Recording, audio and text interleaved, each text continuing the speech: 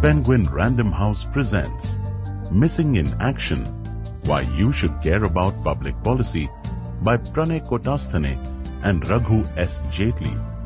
Read by Ashish David.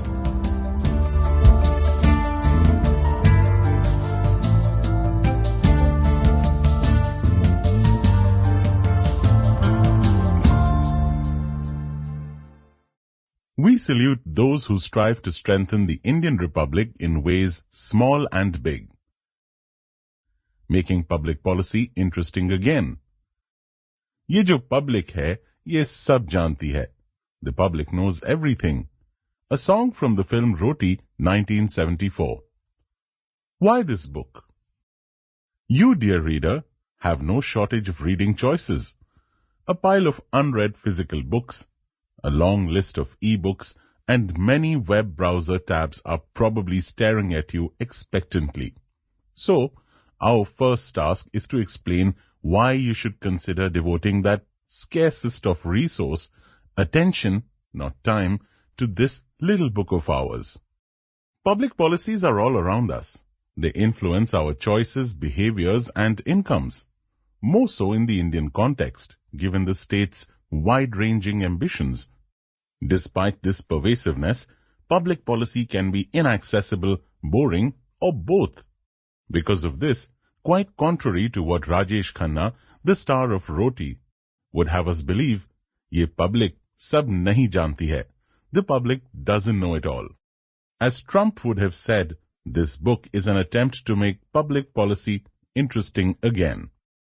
Ironically, the public doesn't question the one institution that can make rules, bend them, and punish others for breaking the laws it creates. Those who can afford it prefer not to think about the Indian state because they have already given up on it. Those who can't afford it have resigned themselves to a state that can give occasional handouts and provide short-term benefits. That much benevolence is enough for them to be grateful. Either way, we seldom pause to reflect on why the Indian state works the way it does. This book aims to change such perceptions through sketches from everyday experiences to illustrate India's tryst with public policy making.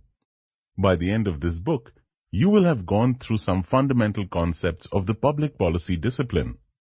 You will be able to look at the endless stream of political news differently. At least that's our hope. Before moving ahead, a moment to explain what this book is and, more importantly, what it is not. For this book, we have picked real Indian public policy stories. We are neither policy experts, nor government babus, nor seasoned politicians. While we have formally studied public policy and economic reasoning, we consider ourselves students who keenly observe, analyze, and write about the Indian public policy realm. This purpose brought us together to start a public policy newsletter anticipating the unintended in 2019. What began as a fun way for us to keep our writing muscles active turned out to be beneficial to our many readers who engaged with us every week. To take these lessons to a broader audience, we took on the challenge of writing this book. This book is not the work of a government official. So if you are looking for insights into public administration, it is sure to disappoint. Neither is it academic work. There are no experiments, equations, regression models, or pilot studies. Instead, we refer to key ideas from existing academic research. Nor is this book a work of journalism. There are no formal interviews or ground zero reports. What you will find instead is a collection of stories, some attempts at humor, and many counterintuitive ideas. Each story will offer a public policy concept, idea, or framework as the key takeaway. These ideas, we believe, are the building blocks of understanding Indian public policy issues. You might wonder, why should you, a common Indian citizen, bother about learning public policy concepts? Shouldn't we take these ideas to those who make policy, our politicians and bureaucrats instead? We believe that in a democracy, the government mirrors the society more often than it directs our choices. And so, with this book, we want to address the demand side of the public policy pipeline. It is our strong belief that if Indian citizens are better equipped with public policy fundamentals, three things are likely to happen. 1. Our governments will be more accountable, and they won't be able to take us for a ride as often. We will be able to anticipate the faults and benefits of policies before they are put in place, instead of being left to kindly adjust to the consequences. 2. We will be able to sharpen our demands from our governments. We will be in a better position to understand the limits of government actions. We might then be able to articulate our demands from our governments and discourage actions that could make us worse off. Finally, better public policy understanding will raise the level of public discourse. Much of our current public discourse is a partisan sniping contest. A policy is judged not by its consequences, sometimes not even by the intentions behind it, but by the party and sometimes just one person that backs it. When this happens, policy discussions are bound to descend into identitarian one-upmanship contests. Armed with the knowledge of public policy fundamentals, we can steer such debates towards solutions, trade-offs, and hopefully a better future. On your mark. In the previous section, we used the phrase counterintuitive ideas with a lot of thought. Since public policy is all around us, understanding it is as much a process of unlearning as it is about learning. Unlike perhaps a history graduate learning about quantum mechanics, there's no clean slate to begin with. In fact, it's quite the opposite. People come to every public policy issue with strong biases and emotional points of view. Equipping oneself with key ideas and principles from the public policy domain is hardly considered necessary for commenting on government policies. In that sense, public policy is like discussing Sachin Tendulkar versus Rahul Dravid instead of learning a subject such as physics.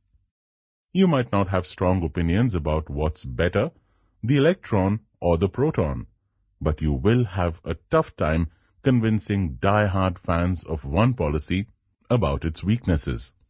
Therefore, a good place to begin is to think of the beliefs we need to let go of before learning public policy. We have put together a non-exhaustive list of 8 such beliefs below. Belief 1.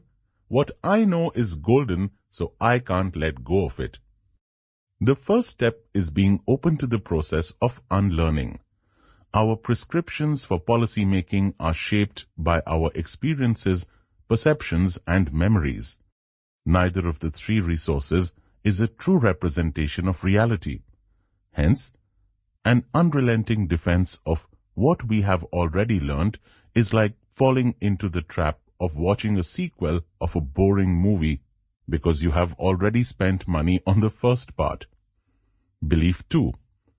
Good intentions translate to good policies. This is a tough one to unlearn. This principle calls for disassociating the intentions behind a policy from its outcomes. Most government policies have noble intentions, yet many of them do not have the desired consequences.